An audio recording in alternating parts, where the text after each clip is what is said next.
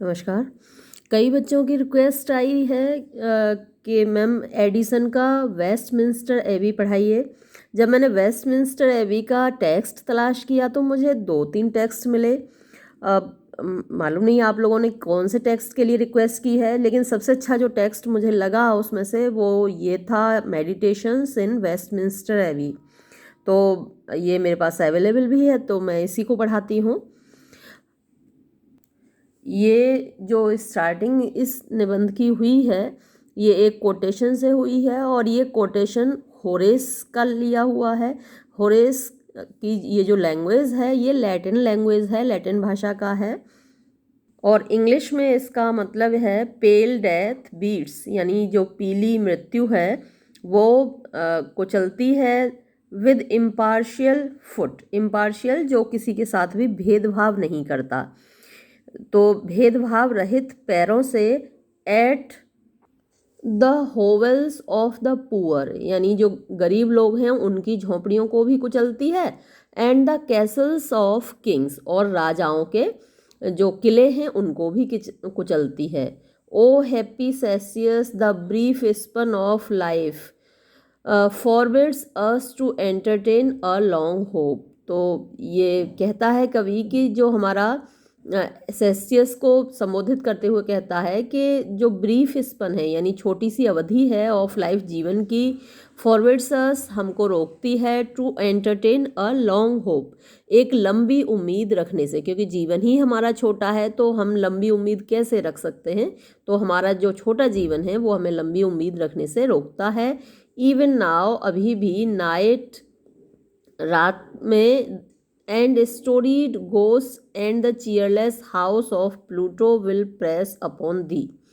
यानी रात और स्टोरीड गोस जो कहानियों वाले भूत, एंड चीयरलेस हाउस, और जो चीयरलेस जिनमें कोई खुशी नहीं मिलती, ऐसे घर ऑफ प्लूटो,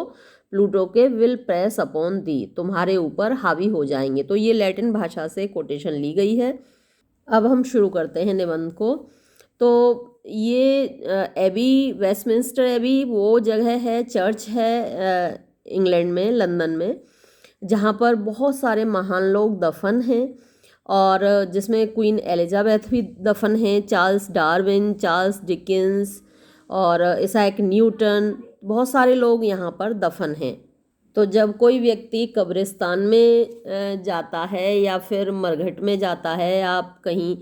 चिता जलती हुई देखें, तो नेचुरल सी बात है कि बड़ा फिलोसॉफिक हो जाता है व्यक्ति, उसे जीवन की निरर्थकता का अनुभव होता है। ऐसा लगता है कि देखो हम किस चीज़ के पीछे भाग रहे हैं, क्यों भाग रहे हैं, पैसों के पीछे, ऐश्वर्य के पीछे, नाम के पीछे, एक दूसरे से दुश्मनी किए हुए हैं, और सारी चीज़ें कितनी मीनिंगलेस हैं। लास्ट में तो हम सब लोग एक ही जगह पर चले जाते हैं ना, कुछ लोग दफन होके चले जाते हैं, कुछ लोग जल कर चले जाते हैं। तो एक फिलोसॉफिक बेंट ऑफ माइंड हो जाता है किसी भी व्यक्ति का। तो वही लेखक के साथ भी होता है, एडिसन के साथ, जब वो वेस्टमिंस्टर एबी में जाता है तो देखिए क्या अनुभव करता है। व्हेन, जब, आई एम, मैं होता हूँ, इन अ सीरियस ह्यूमर, एक गंभीर मुद्रा में होता हूँ, मतलब मैं गंभीर हो जाता हूँ, मेरा जो थॉट है, मेरा जो विचार हैं वो गंभीर हो जाते हैं। आई वेरी ऑफन, मैं बहुत बार, वॉक, टहलता हुआ जाता हूँ, बाय माई सेल्फ, यानी कि अकेला, इन वेस्टमिंस्टर एबी, वेस्टमिंस्टर एबी में, वेयर, जहाँ, द ग्लूमीनेस मीन्स गंभीरता, ऑफ द प्लेस, उस स्थान की, एंड द यूज, और वो उपयोग, टू विच, जिसके लिए, इट इज़ अप्लाइड, इस स्थान का प्रयोग किया गया है, विद द सोलेमनिटी मीन्स पवित्रता, ऑफ द बिल्डिंग, इस इमारत की, एंड द कंडीशन, और दशा, ऑफ द पीपल, लोगों की, हु लाई इन इट, जो कि इसमें लेटे हुए हैं या इसमें दफन हैं, कब्रों में लेटे हुए हैं, are apt to fill, apt मतलब ठीक ही, उचित तरीके से, ये बात सही है कि वो एप्ट टू फिल, वो भर देते हैं द माइंड, दिमाग को, with a kind of melancholy, with a kind of, एक प्रकार की, मेलनकली मीन्स उदासी से। जब हम वहाँ देखते हैं कि इतने महान लोग भी यहाँ कब्र में लेटे हुए हैं तो हमारे अंदर एक मेलनकली फीलिंग आती है, एक उदासी से भरी हुई भावना आती है। और रेदर थॉटफुलनेस, और राइदर मीन्स अपेक्षाकृत, थॉटफुलनेस विचारशीलता आती है, हमारे अंदर विचार उत्पन्न होते हैं और वो विचार दार्शनिक तरीके के होते हैं। कोई कितना भी अनपढ़ अज्ञानी व्यक्ति वहाँ पर पहुँच जाए, मरघट में पहुँच जाए या फिर कब्रिस्तान में पहुँच जाए, वो बड़ा थॉटफुल हो जाता है, बड़ा फिलोसफिक हो जाता है। दैट इज़ नॉट डिसएग्रीएबल, यानी दैट इज़ नॉट डिसएग्रीएबल का मतलब हुआ कि इस बात से असहमत नहीं हुआ जा सकता, यानी हर व्यक्ति इस बात से सहमत होगा कि कब्रिस्तान में जाकर थॉटफुलनेस पैदा होती है, विचारशीलता पैदा होती है, क्योंकि हमें जीवन की सच्चाई दिखती है और जो वास्तविकता है जीवन की वो दिखती है। आई यस्टरडे, मैं कल, पास्ट गुजरा, अ होल आफ्टरनून, यानी मैंने गुजारा एक पूरा आफ्टरनून यानी कि शाम, in the churchyard, churchyard में, the cloisters and the church.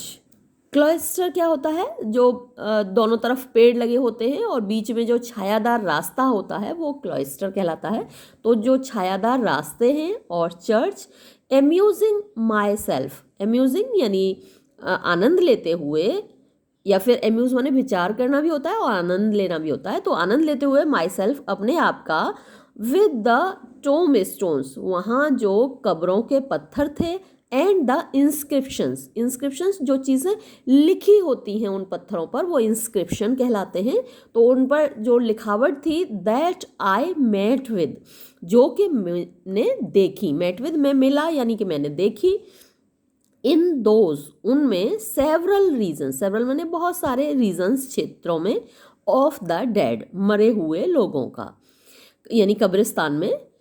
Most of them उनमें से ज़्यादातर में, रिकॉर्डेड नथिंग कुछ भी रिकॉर्डेड नहीं था यानी कुछ भी लिखा हुआ नहीं था, एल्स सिवाय, ऑफ द बरीड पर्सन उस जो वहाँ पर दफन जो व्यक्ति था उसके, बट बल्कि केवल, दैट के ही वॉज बॉर्न वो पैदा हुआ था, अपॉन वन डे इस दिन, एंड डाइड और मर गया, अपॉन एनदर इस दिन दूसरे दिन,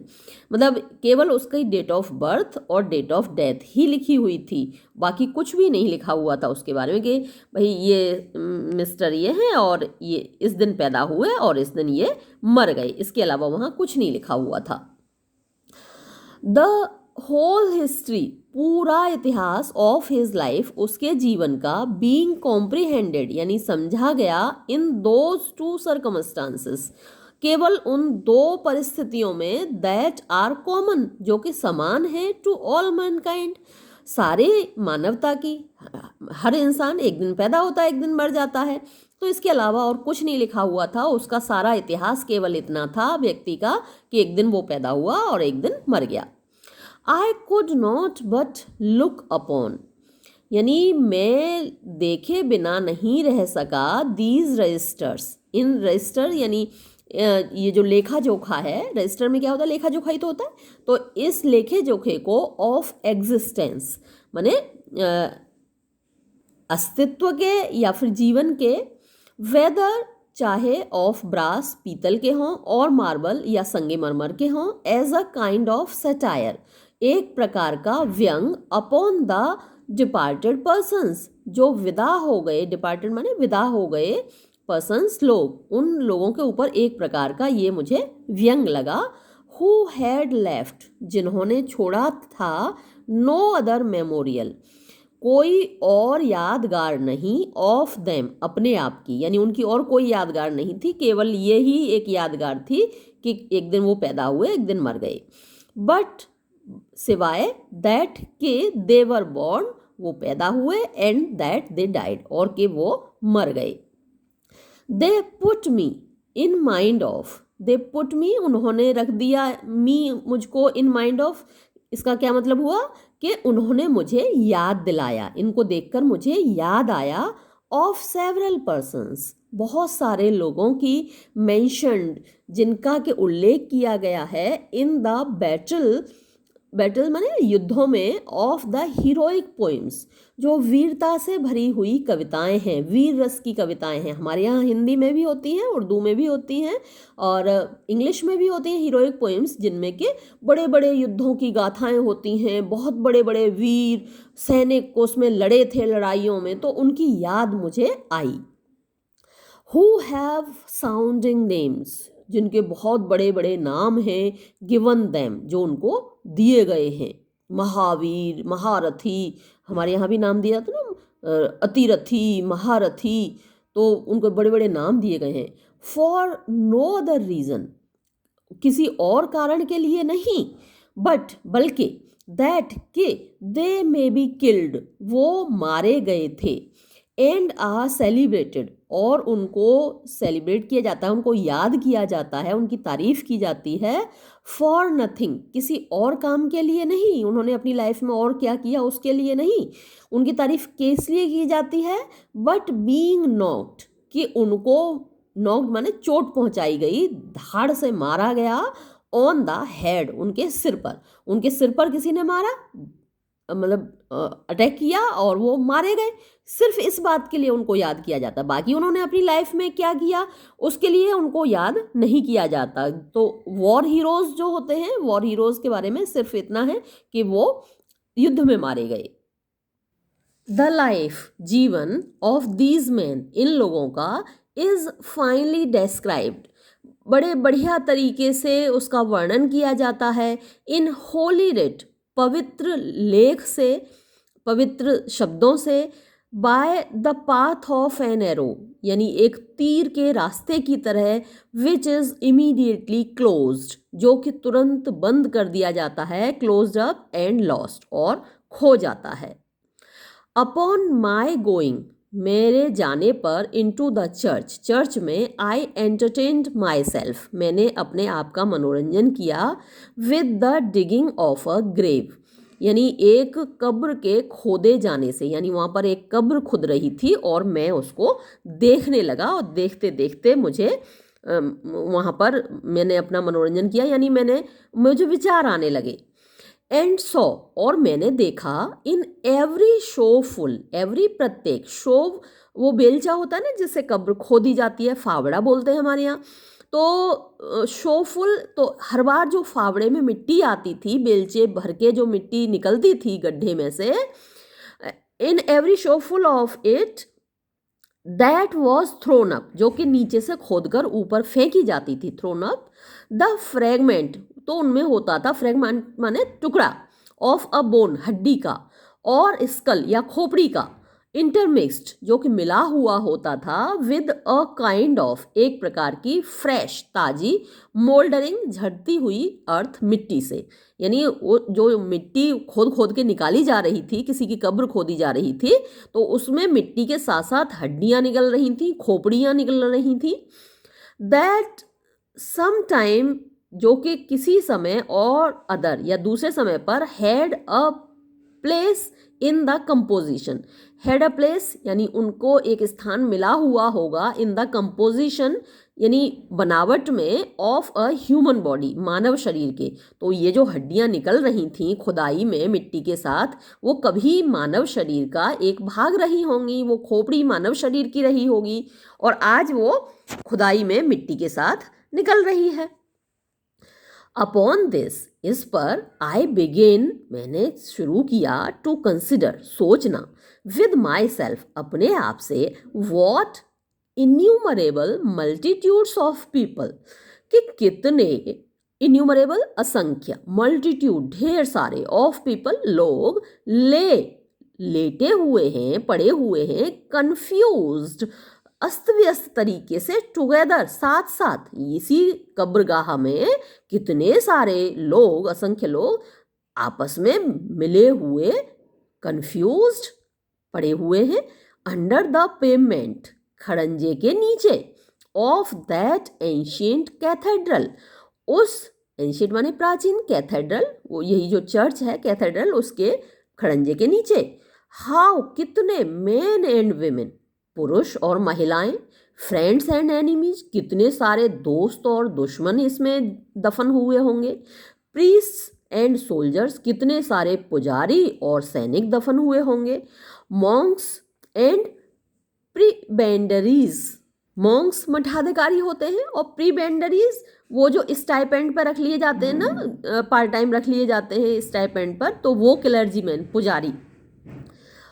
तो वो दफन होंगे। वह क्रम्बल्ड, क्रम्बल्ड मतलब टूटे फूटे पड़े हैं, अमंगस्ट वन अनदर, एक दूसरे के बीच में, एंड ब्लेंडेड टुगेदर, और साथ में मतलब मिल गए हैं। ब्लेंडर होता है ना जिसमें हम मट्ठा चलाते हैं, दही चलाते हैं, कोई भी चीज़ ब्लेंड करते हैं, मसाला भी उसमें पीस लेते हैं ब्लेंडर में, तो ब्लेंडेड टुगेदर, साथ में अंदर जमीन के अंदर सब मिक्सअप हो गए हैं, मिल गए हैं। Blended together in the same common mass, same एक ही कॉमन मास, समान मिट्टी में सब मिलकर एक साथ ही मिट्टी हो गए। राजा और रंग सब मिलकर एक साथ मिट्टी हो गए उसमें अंदर जमीन में। हाउ ब्यूटी, यानी कितने सारे खूबसूरत लोग, स्ट्रेंथ ताकतवर लोग, एंड यूथ युवा लोग, विद ओल्ड एज बूढ़े लोगों के साथ, वीकनेस कमज़ोर लोगों के साथ, एंड डिफॉर्मिटी, यानी कुछ लोगों के अंदर डिफॉर्मिटी होती है, जैसे किसी का हाथ टेढ़ा है, पैर टेढ़ा है, या फिर कोई और कमी है, तो वो डिफॉर्मिटी कहलाती है। तो शारीरिक कमियों वाले लोग लेटे हुए हैं, अनडिस्टिंग्विश्ड, अनडिस्टिंग्विश्ड बिना भेदभाव के, यानी अब आप पहचान ही नहीं सकते कि इनमें से कौन सा व्यक्ति ऐसा था जिसका कोई अंग खराब था, या कौन सा ऐसा व्यक्ति था जो बहुत खूबसूरत था, बहुत हैंडसम था, या कौन सी ऐसी महिला है जो बहुत ब्यूटीफुल थी, या कौन सी ऐसी महिला है जो बहुत बदसूरत थी। तो ये अनडिस्टिंग्विश्ड हैं, यानी अब इनको पहचाना नहीं जा सकता। In the same promiscuous heap of matter, in the same यानी एक ही, प्रोमिस्क्यूअस वही मिक्सड अप, अव्यवस्थित तरीके से, कंफ्यूज्ड तरीके से मिला हुआ, हीप ढेर ऑफ मैटर यानी मलबे का। तो इस मलबे के ढेर में कितने राजा, कितनी रानियां, कितनी दासियां, कितने खूबसूरत लोग, कितने बदसूरत लोग, सब मिले हुए हैं, इसी मिट्टी में पड़े हुए हैं। आफ्टर हैविंग दस सर्वेड, यानी हैविंग दस माने इस प्रकार, सर्वेड यानी निरीक्षण करने के बाद, इस प्रकार निरीक्षण करने के बाद, दिस ग्रेट मैगजीन, इस महान पत्रिका के, मैगजीन यानी संकलन आप कह सकते हैं, संग्रह आप कह सकते हैं, कलेक्शन आप कह सकते हैं, तो इस महान संग्रह के ऑफ मॉर्टलिटी, मॉर्टलिटी नश्वरता, तो ये जो वेस्टमिंस्टर एबे है यहाँ पर बहुत सारे महान लोग दफन हैं, तो ये एक संग्रह हुआ, कलेक्शन हुआ महान लोगों की नश्वरता का। एज इट वर, जैसा कि दिख रहा था, इन द लंप, उस ढेर में, आई एग्जामिन, मैंने निरीक्षण किया, इट इसका, मोर पर्टिकुलरली और ख़ास तरीके से, बाय द अकाउंट्स, उस विवरण से, विच आई फाउंड जो मुझको मिला, ऑन सेवरल बहुत सारे, ऑफ द मॉन्यूमेंट्स उन स्मारकों पर, विच आर रेज्ड जो कि खड़े हुए हैं, बनाए गए हैं, इन एवरी क्वार्टर हर कोने में, ऑफ दैट एंशियंट फैब्रिक उस प्राचीन फैब्रिक जगह के, फैब्रिक माने वैसे तो कपड़ा होता है, लेकिन यहाँ फैब्रिक का मतलब वो प्राचीन जगह जो कि वेस्टमिंस्टर एबे बहुत प्राचीन जगह है, प्राचीन काल से लोग उसमें दफन होते आ रहे हैं। सम ऑफ दैम, उनमें से कुछ वर कवर्ड, ढके हुए थे, विद सच ऐसे एक्स्ट्रावेगेंट यानी बहुत जो बढ़ा चढ़ा कर लिखे जाते हैं, अतिशयोक्ति से भरे हुए, एपिटाफ्स, एपिटाफ क्या होता है, जो कब्र पर लिखा होता है वो एपिटाफ कहलाता है। तो श्रद्धांजलि वाले जो शब्द हैं, कब्र पर लिखे हुए शब्द, वो बहुत कुछ लोगों के बहुत एक्स्ट्रावेगेंट थे और इतने ज़्यादा बढ़ा चढ़ा कर लिखे गए थे, दैट के इफ़ यदि, इट वर पॉसिबल ये संभव होता, फॉर द डेड पर्सन उस मरे हुए व्यक्ति के लिए, टू बी एक्वेंटेड परिचित होना, विद दैम उनसे, यानी जो कुछ लिखा गया है उसकी कब्र पर एपिटाफ के रूप में, अगर वो मरा हुआ व्यक्ति उसको पढ़ लेता, उससे परिचित हो जाता कि भाई मेरी तारीफ में क्या लिखा गया है, तो क्या होता, ही वुड ब्लश, तो वो शर्मा जाता, सुन के अपनी इतनी सारी तारीफ वो शर्मा जाता, मरा हुआ व्यक्ति अगर एक बार उठ के पढ़ लेता उसको, तो एट द प्रेजेस उस तारीफ पर वो शर्मा जाता, विच जो कि हिज फ्रेंड्स उसके मित्रों ने, हैव बेस्टोड यानी की है, अपॉन हिम, उसकी, बेस्टो मीन्स देना, डालना, प्रदान करना, तो उसकी जो तारीफ उसको प्रदान की है उस पर वो शर्मा जाता। और दूसरी ओर देयर आर अदर्स, और दूसरी तो ओर वो लोग हैं, दूसरे वो लोग हैं सो एक्सेसिवली, इतने ज़्यादा, मॉडेस्ट यानी साधारण उनकी कब्रें हैं, दैट के दे डिलीवर, वो बताती हैं द कैरेक्टर, चरित्र ऑफ द पर्सन, व्यक्ति का, डिपार्टेड जो कि चला गया उस व्यक्ति के बारे में बताती हैं, इन ग्रीक या तो यूनानी भाषा में और हिब्रू या फिर हिब्रू भाषा में। और यूनानी भाषा और हिब्रू भाषा बहुत कम लोगों को अब आती है। एंड बाय दैट मीन्स, और इस तरीके से आर नॉट अंडरस्टूड, नहीं समझी जाती, वंस इन अ 12 मंथ, 12 महीने में एक बार से ज़्यादा, यानी कभी कभार कोई 12 मतलब साल भर में कोई एक व्यक्ति ऐसा आता है जिसको ग्रीक भाषा आती है या हिब्रू भाषा आती है, तो बस वो ही पढ़ के समझ पाता है, बाकी लोगों को वो समझ में ही नहीं आती कि लिखा क्या है। इन द पोइटिकल क्वार्टर, जहाँ पर कवि लोग दफन हैं उस कोने में, आई फाउंड, मैंने पाया, देयर वर पोइट्स, वहाँ पर कवि लोग थे, हु हैड नो मॉन्यूमेंट्स, जिनकी के कोई स्मारक नहीं बना हुआ था, यानी कब्रें थीं कवियों की लेकिन उनके ऊपर कोई मॉन्यूमेंट, स्मारक नहीं बना हुआ था। एंड मॉन्यूमेंट्स, और कुछ स्मारक ऐसे बने हुए थे विच हैड नो पोइट्स, जिनमें कोई कवि नहीं था। कोई कवि नहीं था का मतलब यह है कि जो कवि वहाँ पर दफन था वो उसके अंदर कोई पोइटिकल क्वालिटी ही नहीं थी। अब क्योंकि पोइट्स कॉर्नर है तो जो दफन है वहाँ पर कवि तो वो होगा, लेकिन लेखक का कहने का जो तात्पर्य है कि विच हैड नो पोइट्स, तो ऐसा कवि दफन था जिसमें पोइटिकल क्वालिटीज़ ही नहीं थी और उसके ऊपर बहुत अच्छा स्मारक बना हुआ था। तो ये एक कंट्रास्ट है कि बहुत अच्छे कवि के ऊपर कोई स्मारक नहीं और जो स्मारक बना हुआ है उस कवि के अंदर कोई पोइटिकल क्वालिटी ही नहीं है। आई ऑब्जर्व, मैंने देखा, इंडीड वास्तव में, दैट के द प्रेजेंट वॉर, जो वर्तमान का युद्ध है, हैड फिल्ड, उसने भर दिया था, द चर्च, चर्च को, विद मैनी, बहुत सारे, of these in uninhabited, inhabit माने रहना होता है, इनहेबिटेड जिसमें कोई हो और अनइनहेबिटेड जिसमें कोई ना हो, मॉन्यूमेंट्स, स्मारकों से, विच हैड बीन इरेक्टेड, जो कि बनाए गए थे, टू द मेमोरी, याद में, ऑफ पर्सन्स, उन लोगों की, हुज बॉडीज, जिनके कि शरीर, वर परहैप्स बरीड, शायद दफन हो गए थे, इन द प्लेन्स, मैदानों में, ऑफ ब्लेनहीम, ब्लेनहीम का एक युद्ध हुआ था तो उस युद्ध के मैदानों में, और ये मैंने पोइम भी एक पढ़ाई है, ब्लेनहीम के युद्ध पर एक कविता है जो कि जिस पर मैंने एक वीडियो भी बना रखा है। तो यानी ब्लेनहीम के मैदानों में, और the bosom of the ocean, या फिर बूजम मीन्स सीने में, ऑफ द ओशन, महासागर के, तो कुछ लोग ऐसे हैं जो महासागर के सीने में दफन हो गए, कुछ ब्लेनहीम के मैदानों में दफन हो गए, लेकिन उनकी याद में यहाँ स्मारक बनाए गए हैं, तो वो स्मारक इसीलिए अनइनहेबिटेड मॉन्यूमेंट्स हैं। आई कुड नॉट बट, यानी मैं नहीं रह सका, बी वेरी मच डिलाइट, बहुत प्रसन्न हुए बिना, विद सेवरल मॉडर्न एपिटाफ्स, बहुत सारे, सेवरल बहुत सारे, मॉडर्न आधुनिक एपिटाफ से, यानी जो मैंने बहुत सारे मॉडर्न एपिटाफ देखे, आधुनिक एपिटाफ देखे, उनको देख के मुझे बड़ी प्रसन्नता हुई। विच आर रिटन, जो लिखे गए हैं, विद ग्रेट एलिगेंस, बहुत, ग्रेट मैंने बहुत, और एलिगेंस यानी शानदार तरीके से, ऑफ एक्सप्रेशन, अभिव्यक्ति के, एंड जस्टनेस, और न्याय संगत तरीके से, ऑफ थॉट, विचारों के,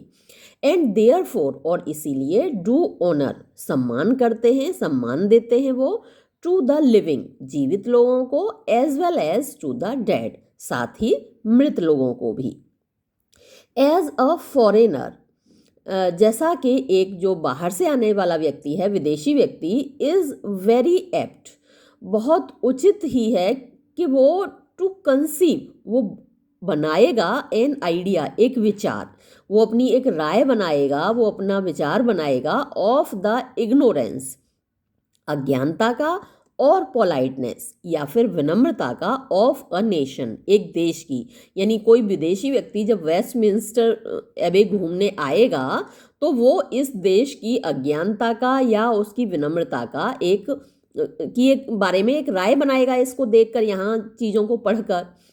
from the turn of their public monument, from the turn यानी घूमकर, यहाँ घूमकर, ऑफ देयर पब्लिक मॉन्यूमेंट, जो पब्लिक आम जनता के मॉन्यूमेंट स्मारक हैं, एंड इंस्क्रिप्शंस, और जो उन पर लिखा हुआ है उनको पढ़कर। दे शुड बी सबमिटेड, तो ये जो जितनी भी इंस्क्रिप्शंस हैं, जो कुछ भी यहाँ पर लिखा जाता है, वो चीज़ें शुड बी सबमिटेड, उनको सबमिट किया जाना चाहिए, दिया जाना चाहिए, टू द पेरूजल। पेरूजल होता है पढ़ना, पढ़ने के लिए, of man of learning and genius, तो ऐसे लोगों को पहले वो पढ़वाना चाहिए जो कि मैन ऑफ लर्निंग यानी ज्ञानी हैं, एंड जीनियस और प्रतिभावान हैं। ऐसे लोगों से पढ़वाने के बाद ही इंस्क्रिप्शन ये सब लिखे जाने चाहिए। Before they are put in execution, before इससे पहले कि they are put in execution, उनको मतलब एग्जीक्यूट किया जाए, मतलब कि लिखा जाए। जो भी इन मॉन्यूमेंट्स पर लिखा हुआ है उसको लिखने से पहले ज्ञानी लोगों से, पढ़े लिखे समझदार और प्रतिभावान लोगों से पहले पढ़वाना चाहिए, तब यहाँ लिखना चाहिए। क्योंकि बाहर से आने वाले विदेशी जो लोग हैं वो इनको पढ़कर ही तो अपनी राय बनाते हैं इस देश के बारे में। सर क्लाउडियस ले शोवेल्स मॉन्यूमेंट, तो ये सर क्लाउडियस ले शोवेल का जो स्मारक है, ये अंग्रेज एडमिरल थे एक महान, has very often given me, वो बहुत बार मुझे देता है, ग्रेट ऑफेंस, बहुत चोट, यानी कि उन्हें उस स्मारक को देखकर मुझे बहुत बुरा लगता है, चोट लगती है। Instead of the brave rough English admiral, instead of में यानी के बजाय, किसके बजाय, ब्रेव बहादुर, रफ, रफ मतलब कठोर, इंग्लिश एडमिरल अंग्रेज एडमिरल के, विच वॉज जो कि था, द डिस्टिंग्विशिंग कैरेक्टर यानी खास चरित्र, of that plain gallant man, उस सीधे साधे गैलेंट यानी बहादुर व्यक्ति का। ही इज रिप्रेजेंटेड, उसको दिखाया गया है, प्रस्तुत किया गया है, ऑन हिज टूम, उनकी कब्र पर, उनके स्मारक पर, by the figure of a बो, बाय द फिगर यानी आकृति बनाकर, ऑफ अ बो, बो होता है छल छबीला आदमी, तो एक छल छबीले आदमी की तरह ड्रेस्ड, जो कि पहने हुए है, इन अ लॉन्ग पेरीविग, एक लंबी सी विग पहने हुए, बालों की विग, एंड रिपोजिंग हिमसेल्फ, और वो बड़े आराम से लेटा हुआ है, रिपोज माने आराम से लेटना, अपॉन वेलवेट कुशंस, वेलवेट मखमल के कुशंस पर, तकियों पर, गद्दों पर, under a canopy of state, under a canopy वो जो छाता सा लगा होता है ना, वो कैनपी कहलाती है, ऑफ स्टेट राज्य के, देश के, सरकारी। द इंस्क्रिप्शन जो कुछ लिखा हुआ है, इज आंसरेबल, वो जवाबदेह होता है, टू द मॉन्यूमेंट, स्मारक के, फॉर इंडीड, क्योंकि फॉर अच्छा इंस्टेड ऑफ, क्योंकि इंस्टेड ऑफ मीन्स के बजाय, instead of celebrating the many remarkable actions, instead of के बजाय, सेलिब्रेटिंग बताने के, द मेनी बहुत सारे, रिमार्केबल उल्लेखनीय, एक्शंस काम, ही हैड परफॉर्म्ड जो उसने किए थे, इन द सर्विस सेवा में, ऑफ हिज कंट्री अपने देश के, इट एक्वेंट्स अस ये हमको परिचित कराता है, जो कुछ भी लिखा हुआ है उस स्मारक पर, उसमें वो तो नहीं दिखाया गया जो उन्होंने अपनी देश की सेवा में बहुत सारे उल्लेखनीय काम किए थे।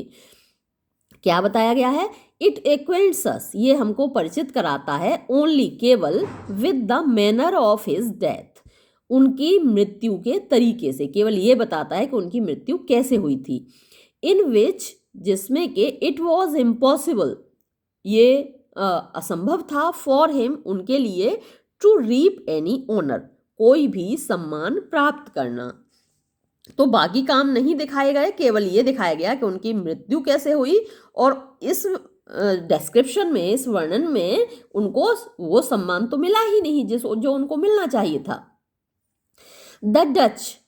यानी जो डच लोग हैं, हॉलैंड के वासी हैं, जिनको के वी आर एप्ट टू डेस्पाइज, हम लोग नफरत करते हैं, हम उनका तिरस्कार करते हैं, अंग्रेज लोग, फॉर वॉन्ट ऑफ जीनियस, कि उनमें जीनियस की कमी है। वॉन्ट माने कमी, जीनियस प्रतिभा। हम ये मानते हैं, अंग्रेज लोग ये मानते हैं कि जो हॉलैंड वासी हैं, डच हैं, उनमें प्रतिभा की कमी है। शो, वो प्रदर्शित करते हैं, वो दिखाते हैं, एंड इनफाइनाइटली माने असीमित रूप से, ग्रेटर ज्यादा, टेस्ट रुचि, ऑफ एंटीक्विटी प्राचीनता की, एंड पोलाइटनेस और विनम्रता की, इन देयर बिल्डिंग्स अपनी इमारतों में, एंड वर्क्स और अपने कार्यों में, ऑफ दिस नेचर इस प्रकार के, देन बजाय, वॉट वी मीट विद जो कि हम देखते हैं, in those of our own country अपने खुद के देश में, द मॉन्यूमेंट्स स्मारक ऑफ देयर एडमिरल्स उनके एडमिरल्स के जो स्मारक हैं, विच हैव बीन इरेक्टेड जो कि बनाए गए हैं, एट द पब्लिक एक्सपेंस जनता के खर्चे पर, रिप्रेजेंट वो प्रस्तुत करते हैं, देम उनको यानी एडमिरल्स को, लाइक देम सेल्व्स वैसे ही जैसे कि वो थे, ना कम ना बढ़ा चढ़ाकर,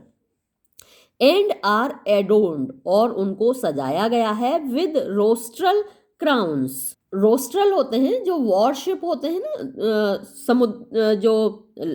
युद्ध के जहाज होते हैं, युद्धपोत, उनका जो हेड होता है, तो इस तरीके से वो बनाए गए हैं और उन्हीं से वो सजाए गए हैं। उनके मुकुट, रोस्ट्रल क्राउन्स, युद्धपोत जैसे वो दिखने वाले क्राउन्स हैं। एंड नेवल ऑर्नामेंट्स, नेवल जो नेवी होती है, यानी जो जल सेना होती है, उसके ऑर्नामेंट्स, उसके सजावटी जो चीज़ें होती हैं, उन्हीं से सजाया गया है, with beautiful festoons of seaweed, shells and coral, यानी विद ब्यूटिफुल खूबसूरत फेस्टून्स, या वहाँ पे जो कारीगरी की गई है, ऑफ सीवीड जो समुद्री पौधे होते हैं उनसे कारीगरी की गई है, शेल्स सी शेल्स होती हैं, समुद्र की सीपियाँ होती हैं, उनसे सजाया गया है, एंड कोरल और समुद्र में मूंगा मिलता है तो मूंगे से सजाया गया है, लाल रंग की चट्टान होती है कोरल, मूंगा, तो उससे सजाया गया है। बट लेकिन टू रिटर्न, अब लौटें, टू आर सब्जेक्ट अपने विषय पर, आई हैव लेफ्ट मैंने छोड़ा, the repository of our English kings, repository यानी जहाँ पर वो आराम कर रहे हैं, या फिर जो स्टोर हाउस है, या फिर जहाँ पर उनकी कब्रें हैं, तो मैंने छोड़ दिया उस कब्रगाह को, ऑफ आर इंग्लिश किंग्स अपने अंग्रेज राजाओं के, फॉर द कंटेम्पलेशन विचार करने के लिए, कंटेम्पलेशन विचार करना, ऑफ एनदर डे अगले दिन के लिए, कि भाई किसी और दिन इन पर विचार किया जाएगा, When I shall find जब मैं पाऊंगा, my mind मेरे दिमाग को, disposed तैयार, for so serious इतने गंभीर, and amusement यानी मनोरंजन के लिए, I know मैं जानता हूँ, that entertainments के मनोरंजन, of this nature इस प्रकार के, are apt to raise यानी उचित ही रूप है कि वो raise माने पैदा करते हैं, dark means गंभीर, एंड डिसमल और उदासी से भरे हुए, थॉट्स विचार, इन टिमरस माइंड्स, टिमरस होते हैं जो कायर होते हैं, जल्दी डर जाते हैं, या फिर कमज़ोर होते हैं वो दिमाग, उन दिमागों में, एंड ग्लूमी इमेजिनेशंस और ग्लूमी जो कि गंभीर प्रकृति की इमेजिनेशंस, कल्पनाएं होती हैं उनमें, but for my own part लेकिन जहाँ तक मेरा खुद का सवाल है, दो यद्यपि, आई एम ऑलवेज सीरियस मैं हमेशा गंभीर रहता हूँ, आई डू नॉट नो मैं नहीं जानता, वॉट इट इज़ कि क्या होता है, टू बी मेलेंकली उदास होना, and can therefore take a view, and can therefore माने इसलिए, टेक अ व्यू देख सकता हूँ, take a view of nature प्रकृति को, in her deep and solemn scenes उसके डीप माने गहरे और सोलेम मीन्स पवित्र गंभीर सीन्स दृश्यों में, यानी मैं प्रकृति के इन गंभीर और पवित्र दृश्यों को देख सकता हूँ जैसे कि कब्रिस्तान में होता है, विद द सेम प्लेजर उसी आनंद से, as in her most gay as जितना के मैं देखता हूँ इन हर उसको यानी प्रकृति के मोस्ट सबसे अधिक गे प्रसन्नता से भरे हुए एंड डिलाइटफुल वो भी खूबसूरती से प्रसन्नता से भरे हुए वंश दृश्य। तो जितने खूबसूरत दृश्यों को मैं देख सकता हूँ वैसे ही मैं प्रकृति के जो गंभीर दृश्य हैं जैसे कि कब्रिस्तान में होता है उनको भी मैं सेम तरीके से एक ही तरीके से देख सकता हूँ। बाय दिस मीन्स इस प्रकार आई कैन प्रूव मैं साबित कर सकता हूँ माई सेल्फ अपने आप को विद दोज ऑब्जेक्ट्स उन चीज़ों से विच जो कि अदर्स कंसिडर दूसरे लोग उनको देखते हैं विद टेरर भय के साथ। यानी कब्रिस्तान में जाने से भय लगता है ना कि हम लोगों को लगता है भाई मरे हुए लोगों की आत्माएं यहाँ भटक रही होंगी, हम लोग मरघट में जाने से डरते हैं, राम राम राम राम भजते हुए जाते हैं या फिर हनुमान चालीसा पढ़ते हुए जाते हैं जब भी कब्रिस्तान या मरघट से गुजरते हैं। तो वो कहता है कि मैं तो भाई अपने आप को वहाँ साबित कर सकता हूँ जहाँ दूसरे लोग डरते हैं। When I look upon जब मैं देखता हूँ द टूम्स कब्रों को ऑफ द ग्रेट महान लोगों की एवरी इमोशन तो हर जो भावना होती है प्रत्येक भावना ऑफ एनवी ईर्ष्या की डाइज मर जाती है इन मी मेरे अंदर। तो महान लोग राजा लोग कितने पैसे वाले भैया कितने अमीर थे वो लोग कितने समृद्ध थे सोने चांदी के बर्तनों में खाते थे और वो लोग भी कब्र में दफन है। जब ऐसे लोगों की कब्र देखता है लेखक जाहिर सी बात है हम लोग भी देखते हैं तो जो एनवी की फीलिंग होती है ईर्ष्या की फीलिंग होती है वो हमारे अंदर से जेलसी ख़त्म हो जाती है। हम किसी से जलते नहीं है भैया सारे लोग अमीर गरीब सबको वहीं जाना है तो ईर्ष्या की फीलिंग मर जाती है। व्हेन आई रेड जब मैं पढ़ता हूँ द एपिटाफ एपिटाफ जो कब्र पर लिखे हुए शब्द हैं ऑफ द ब्यूटीफुल खूबसूरत लोगों के एवरी प्रत्येक इनऑर्डिनेट डिज़ायर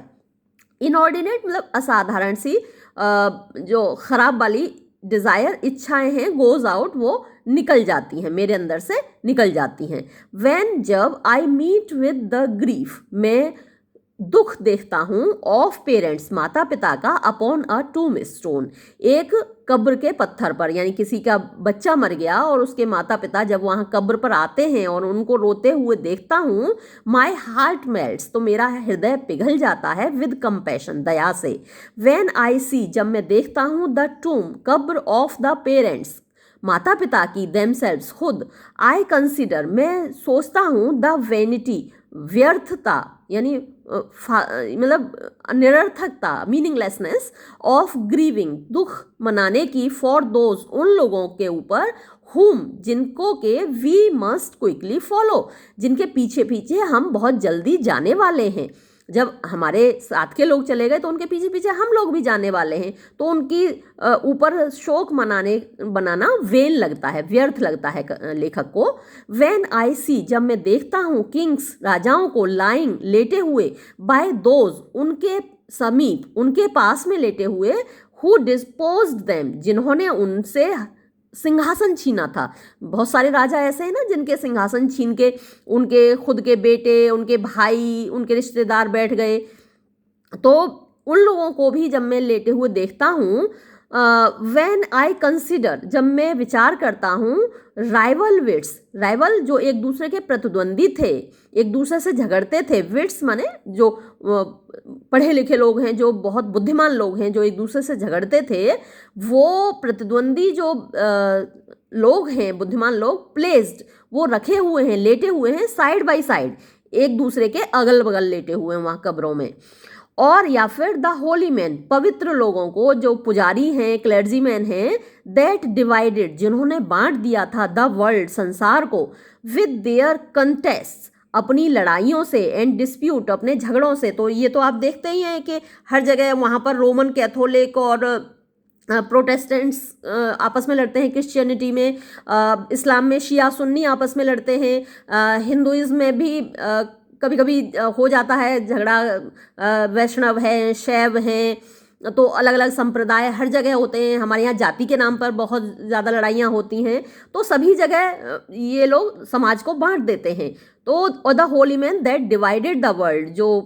पवित्र लोग हैं, जो पुजारी लोग हैं, धार्मिक लोग हैं, जिन्होंने संसार को बांट दिया with their contest and disputes, अपने लड़ाई झगड़ों से। आई रिफ्लेक्ट, तो मैं विचार करता हूँ, विद सॉरो, दुख के साथ, एंड एस्टोनिशमेंट, और आश्चर्य के साथ, ऑन द लिटिल कॉम्पिटिशंस, उन छोटे छोटे प्रतिस्पर्धाओं पर,